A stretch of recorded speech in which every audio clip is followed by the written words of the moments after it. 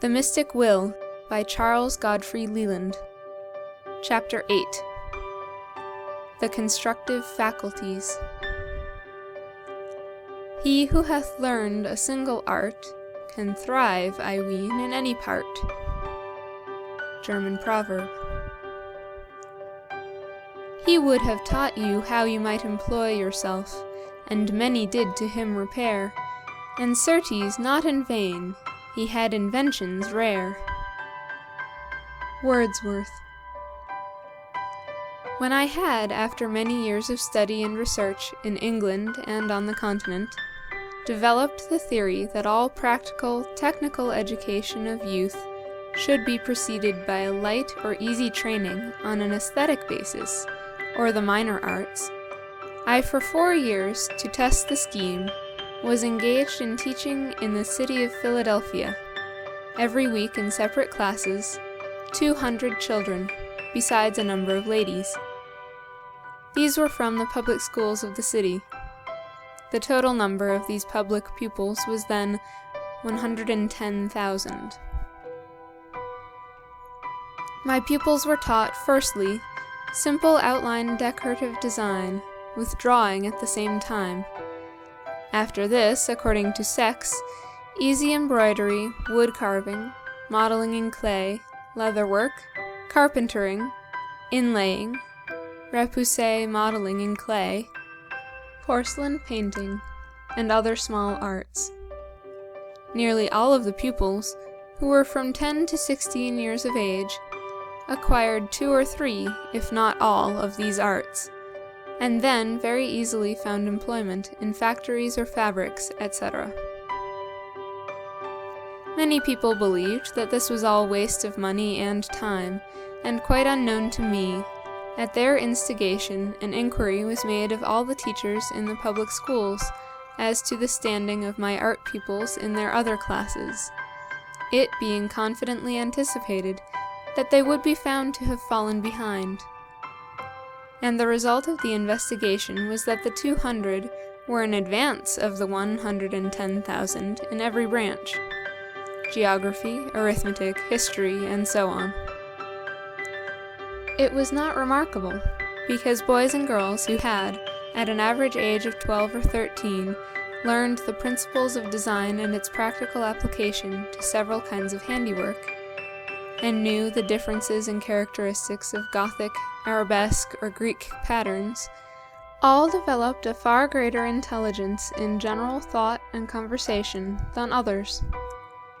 They had at least one topic on which they could converse intelligently with any grown-up person, and in which they were really superior to most.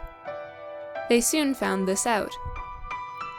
I have often been astonished in listening to their conversation among themselves to hear how well they discussed art. They all knew at least one thing, which is far from being known among aesthetes in London, which is that in decorative art, however you may end in all kinds of mixtures of styles, you must at least begin with organic development, and not put roots or flowers at both ends of a branch or vine.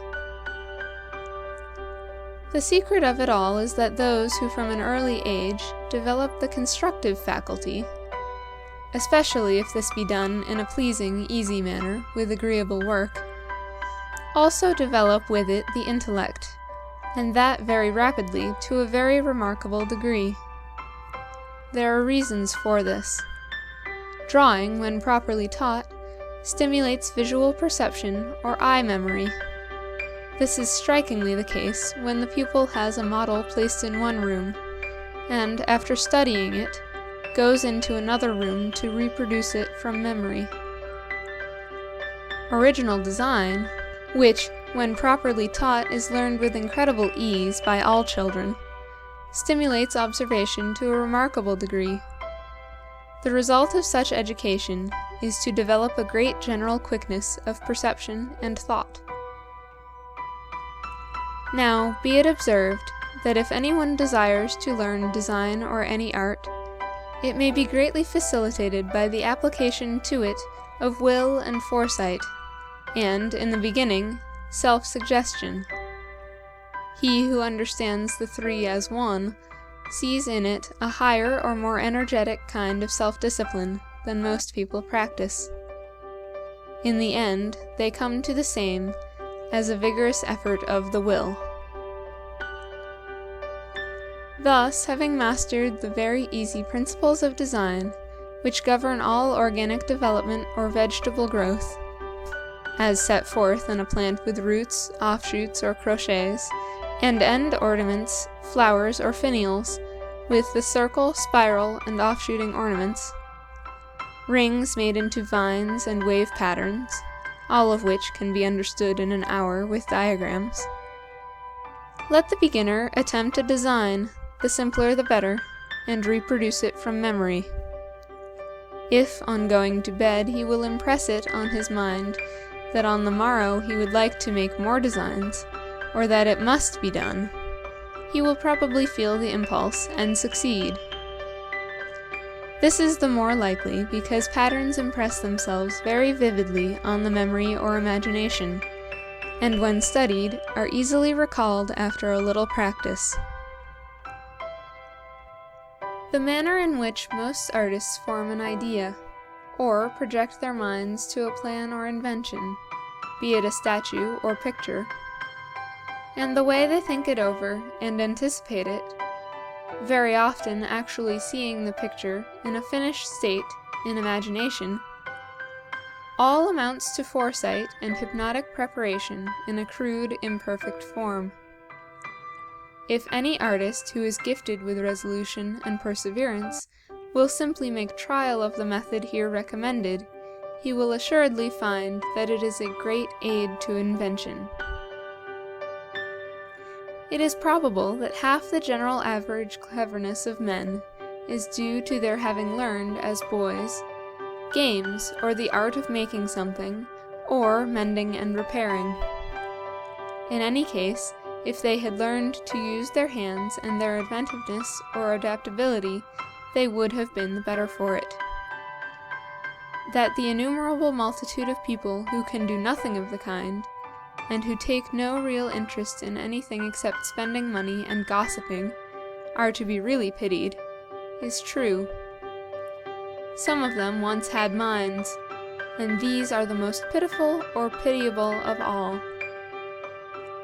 It is to be regretted that novels are, with rare exceptions, written to amuse this class, and limit themselves strictly to life, never describing with real skill, so as to interest anything which could make life worth living for, except love, which is good to a certain extent, but not absolutely all in all, save to the erotomaniac. And as most novelists now pretend to instruct or convey ideas, beyond mere storytelling or even being interesting, which means the love or detective business, I would suggest to some of these writers that the marvelous latent powers of the human mind, and also some art which does not consist of the names and guidebook praises of a few great painters and the Renaissance réchauffé, would be a refreshing novelty.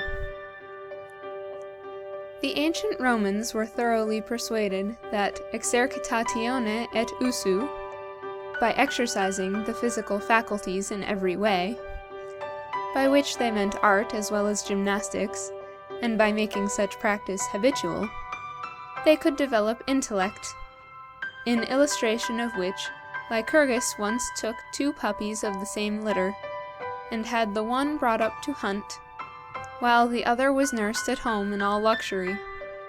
And when grown and let loose, the one caught a hare, while the other yelped and ran away. So the word handy, in Old English hend, meaning quick, alert, or gifted with prompt perception, is derived from knowing how to use the hands. Brusonius, in his Facetiae, Lyon, 1562, has collected a great number of classic anecdotes to illustrate this saying. Recapitulation. Those who desire to become artists can greatly facilitate their work if, beginning, for example, with very simple outline decorative designs, and having learned the principles on which they are constructed, they would repeat or revise them to themselves before sleep, resolving to remember them. The same principle is applicable to all kinds of designs, with the proviso that they be at first very easy. This is generally a very successful process. Forethought, or the projection of conception or attention with will, is a marvelous preparation for all kinds of artwork. He who can form the habit of seeing a picture mentally before he paints it has an incredible advantage, and will spare himself much labor and painting out. End of Chapter 8.